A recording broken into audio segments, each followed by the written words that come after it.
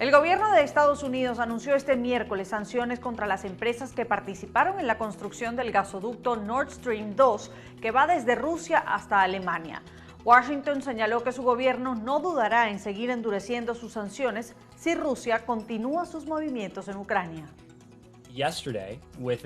Ayer, dentro de un corto periodo de tiempo, desde el comienzo de la invasión rusa, Alemania tomó una acción decisiva y resuelta para sacar a Nord Stream 2 de la mesa. Hoy seguimos con nuestras propias autoridades complementarias, utilizando las facultades y capacidades que tenemos. Siempre hemos dicho en el contexto del gasoducto, en el contexto de los pasos que estamos dando con socios y aliados en todo el mundo, que una de las herramientas más importantes que tenemos en nuestro arsenal es la unidad transatlántica.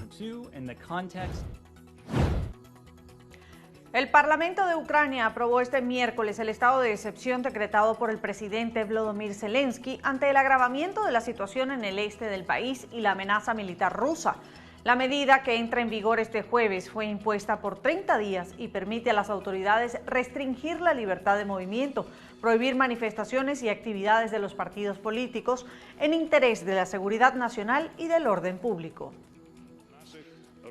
Según la inteligencia de nuestros socios, según nuestros datos, según nuestros analistas, la captura de nuestro país es imposible sin una desestabilización interna en nuestro país.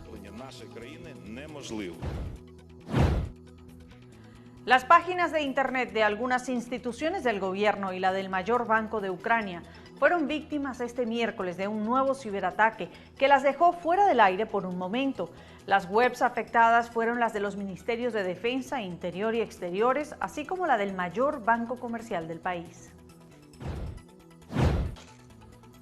El secretario general de la OTAN, Jens Stoltenberg, advirtió este miércoles que Moscú está retando con su actuación en Ucrania el derecho de la alianza de proteger y defender a sus aliados. Consideró que la actual generación está experimentando la mayor amenaza para la seguridad de Europa. El secretario general de la Organización de Naciones Unidas, Antonio Guterres, alertó este miércoles que el mundo enfrenta un momento de peligro por la crisis en Ucrania.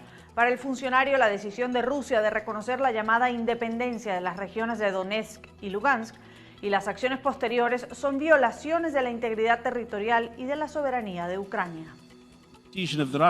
La decisión de la Federación Rusa de reconocer la llamada independencia de las regiones de Donetsk y Lugansk y las acciones posteriores son violaciones de la integridad territorial y la soberanía de Ucrania y son incompatibles con los principios de la Carta de la ONU.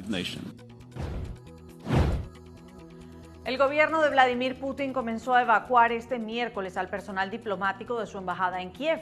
La salida del personal llega en medio de una aguda crisis desatada después de que Putin decretó el reconocimiento de la independencia de los grupos separatistas prorrusos de las provincias ucranianas de Donetsk y Lugansk. El presidente del Consejo Europeo, Charles Michel, convocó para mañana jueves una cumbre de emergencia de la Unión Europea para tratar la crisis en Ucrania, luego de la escalada en la agresión de Rusia en los últimos días.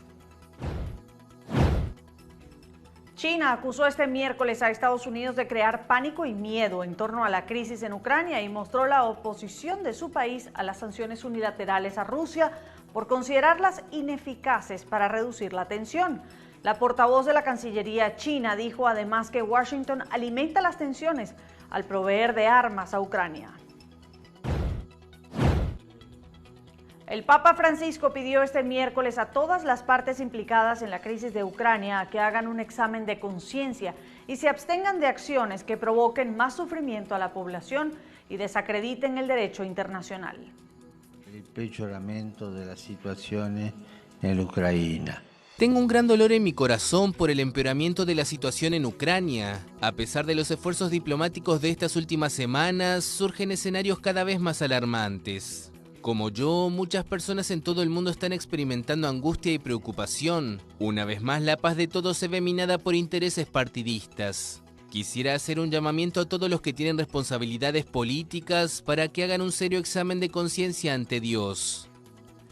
Vorrei appellarmi a quanti hanno...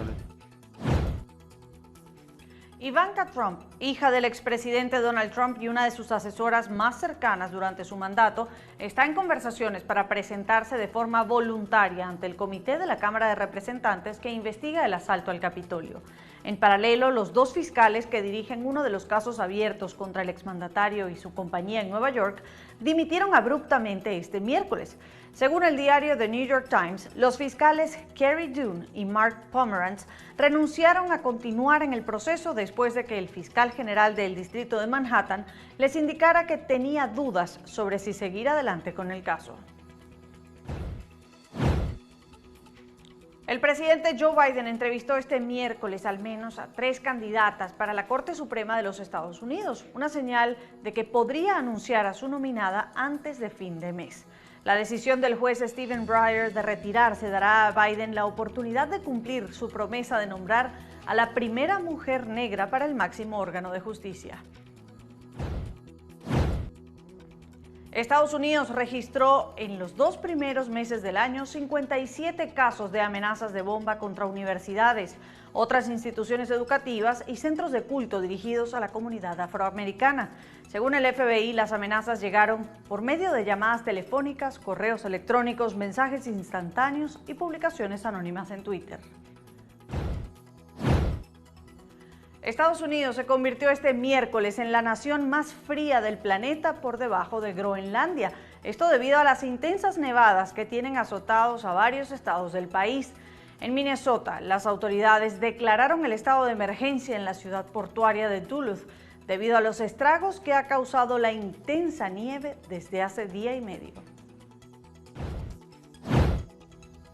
Al menos 8 personas heridas, ataques con explosivos y el transporte paralizado en algunas partes de Colombia dejó este miércoles el comienzo del paro armado que declaró la guerrilla del Ejército de Liberación Nacional.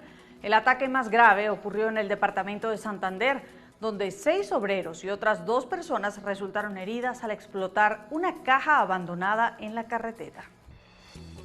Desafortunadamente han sido esta mañana en 2 de esos puntos afectados 8 colombianos, 6 de ellos trabajadores como cada uno de los millones de trabajadores que salieron esta mañana a cumplir su labor de limpieza en uno de los puntos de la vía de San Gil, los cuales fueron afectados por un artefacto explosivo y están siendo atendidos. Gracias a Dios, hasta ahora no tenemos una afectación grave, han sido heridos que están siendo cubiertos por los diferentes centros de salud en San Gil o en Bucaramanga.